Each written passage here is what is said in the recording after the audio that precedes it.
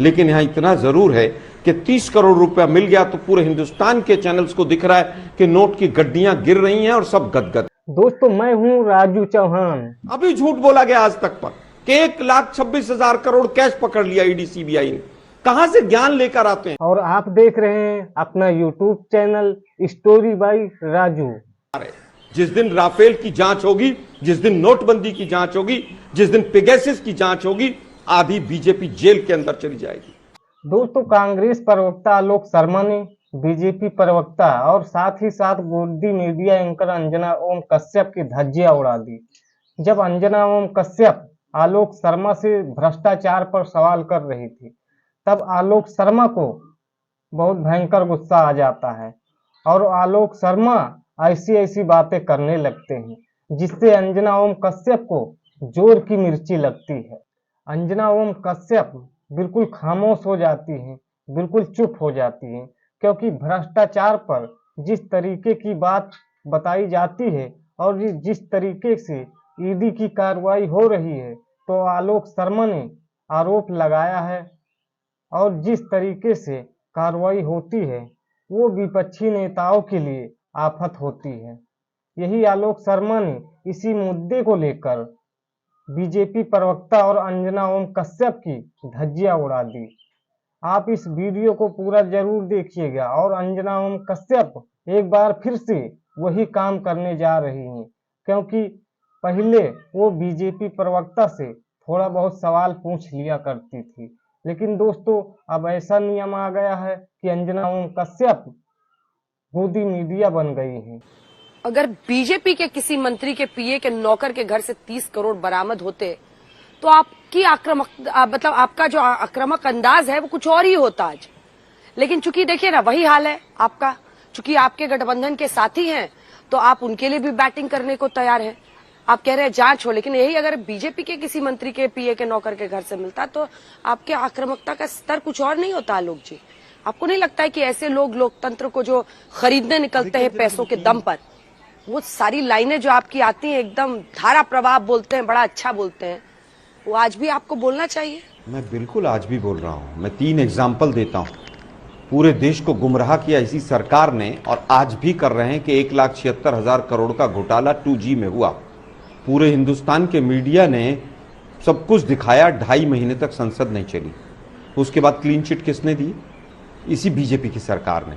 जिस समय पर नोटबंदी हुई, 13,000 करोड़ रुपया अहमदाबाद में एक बीजेपी के लीडर के यहाँ मिला था। वो बीजेपी का लीडर कहाँ है आज देश को नहीं पता है। हम तो उस दिन भी धारदार थे, आज भी धारदार हैं। नोटबंदी दोस्तों, वीडियो पसंद आए तो लाइक करना और चैनल पर पहली बार आए तो चैनल को जरूर से सब्सक्राइब करना। और डिबेट में बहुत ज्यादा मजा आने वाला है, आप लोग पूरी डिबेट जरूर देखिएगा। नाम सबने लिया।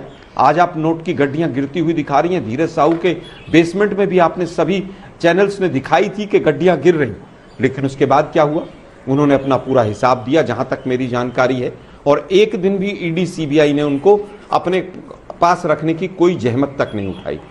आज बात आती है कि 41 कंपनियां ऐसी थी जिनको 2471 करोड़ रुपया इलेक्टोरल बॉन्ड्स के माध्यम से जिन्होंने बीजेपी को दिया, और उनके पास ईडी सीबीआई कब जाएगी कि जिनका 2 करोड़ का प्रॉफिट था और 138 करोड़ रुपए वो बीजेपी को दान में चंदे के रूप में दे रहे थे। आज हालत यह है कि नोटबंदी के टाइम पर 14 लाख करोड़ रुपया कैश ट्रांजैक्शन था, आज 30 लाख करोड़ है। क्या ये सही नहीं है? तो ना तो नोटबंदी की जांच हुई, ना नोटबंदी में कितना पैसा जमा हुआ वो पता चला, ना नोटबंदी में कहां से किसका बीजेपी वाले लीडर्स का पैसा आया उसकी जांच हुई। लेकिन यहां इतना जरूर है कि 30 करोड़ रुपया मिल गया तो पूरे हिंदुस्तान के चैनल्स को दिख रहा है कि नोट की गड्डियां गिर रही हैं और सब गदगद है। लेकिन क्या जो गदगद वाली बात, ये इलेक्टोरल बॉन्ड से सुप्रीम कोर्ट ने जो तमाचा लगाया था इस सरकार के ऊपर कि इलीगल है, अनकॉन्स्टिट्यूशनल है, तब किसी ने भी कहा कि यहां पर जाकर जांच होनी चाहिए? क्या इन तमाम कंपनियों के खिलाफ एफआईआर होकर रेड नहीं होनी चाहिए कि चाहे वो कांग्रेस को उसने पैसा दिया हो चाहे किसी को दिया हो?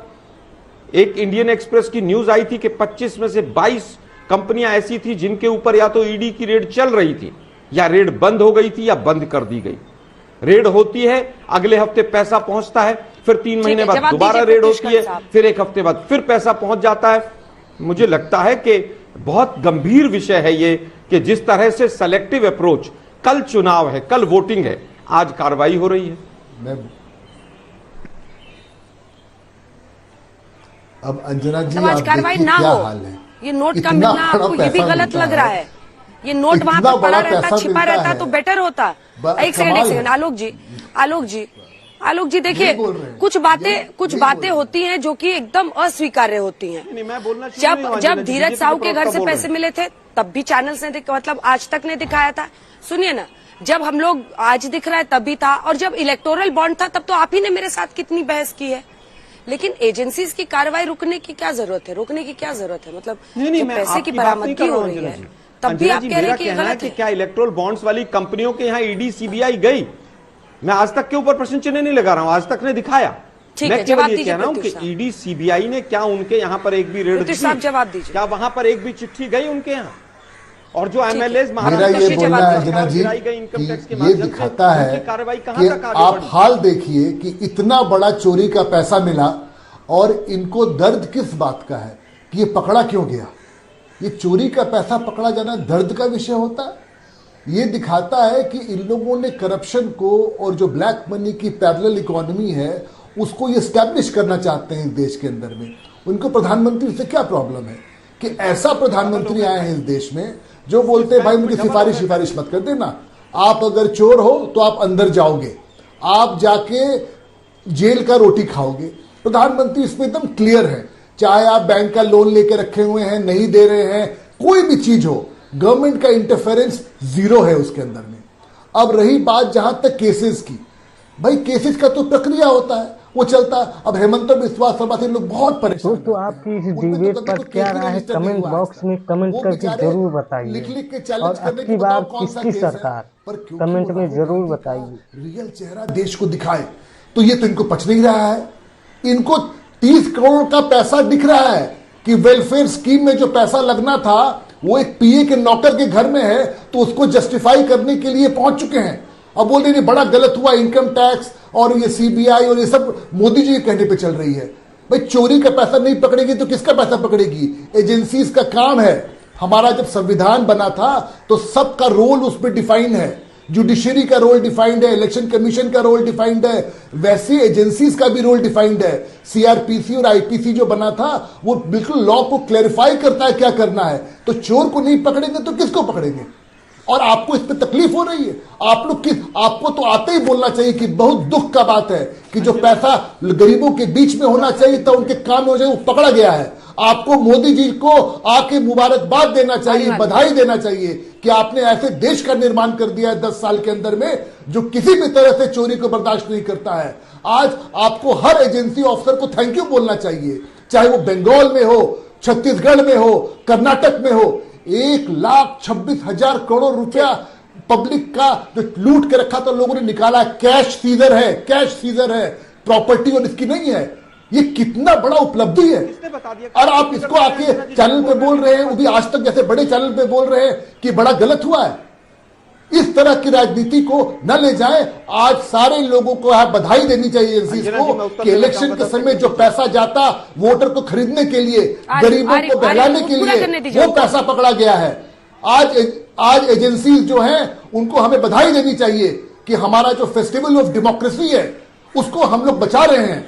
ये गलत पैसे, गंदे पैसे, चोरी के पैसे को हम रोक के रखे हुए हैं। ये हमारे लिए उपलब्धि है। ये प्रधानमंत्री नरेंद्र मोदी की उपलब्धि है। तभी भारत आलोक जी, अब आपकी बारी, आप जवाब दीजिए उनकी बातों का। सवाल है कि भ्रष्टाचार के मुद्दे पर आपका भी दोहरा रवैया नहीं हो सकता है कि इलेक्टोरल बॉन्ड पर आप दहाड़े और जब आलमगीर आलम मंत्री झारखंड सरकार के पीए के नौकर के घर से 30 करोड़ मिले तो आपके तलवार की धार कुंद हो जाए। आलोक जी देखिए, मुझे लगता है बिल्कुल भी धार कुंद नहीं है। मैंने सबसे पहला सेंटेंस यूज किया कि जो कार्रवाई करनी है करें। तमाम एजेंसीज कर रही हैं कार्रवाई, क्यों नहीं करेंगी वो एजेंसीज कार्रवाई? लेकिन जो लोग कहते थे कि स्विस बैंक से हम काला धन लाएंगे और कांग्रेसियों का लूटा हुआ है, स्विस बैंक में तो डबल पैसा हो गया ना। तो स्विस बैंक में जो डबल हो गया उसका जिम्मेवार कौन है?